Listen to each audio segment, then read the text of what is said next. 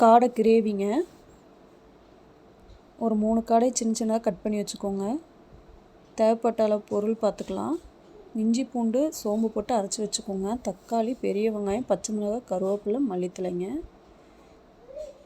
2 தக்காளி எடுத்துக்கோங்க. சிக்கன் மசாலாங்க, மல்லித்தூளுங்க, மிளகாத்தூளுங்க, மஞ்சள் பொடிங்க, அதையும் எடுத்து வச்சுக்கலாங்க. 2 ஸ்பூனு. அப்புறம் எண்ணெய் ஊற்றிக்கோங்க.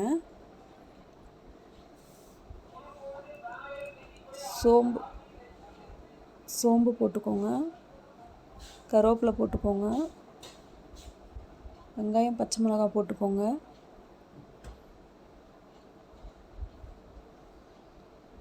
போட்டு நல்லா வணக்கிக்கலாங்க. பொன்னிறமாக வணக்கணும். வணக்கின பிறகு தக்காளி போட்டுக்கோங்க. 2 தக்காளி, நாட்டு தக்காளிங்க. அதையும் நல்லா போட்டு வணக்கிக்கலாங்க. நல்லா வணக்கிருச்சுங்க. இஞ்சி பூண்டு சோம்பு போட்டு அரைச்சி வச்சது பேஸ்ட்டு கொஞ்சம் போட்டுக்கோங்க.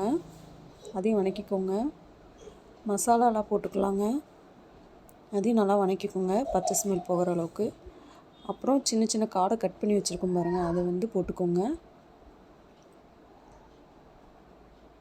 போட்டு நல்லா வணக்கி பிரட்டிக்கோங்க. கொஞ்சம் ஒரு டம்ளர் தண்ணி ஊற்றிக்கோங்க. கல்லுப்பு போட்டுக்கோங்க தேவைப்பட்ட அளவு. அப்பப்போ கிண்டிடுங்க, மிக்ஸ் பண்ணிகிட்டே இருங்க. நல்லா கொதிக்கிட்டோங்க. நல்லா வெந்துடும் கறி. ஒரு 10 நிமிஷம் வேக வச்சா போதுங்க. இப்போ பாருங்கள், நல்லா வெந்துருச்சு. மல்லித்தழை போட்டுக்கலாம்.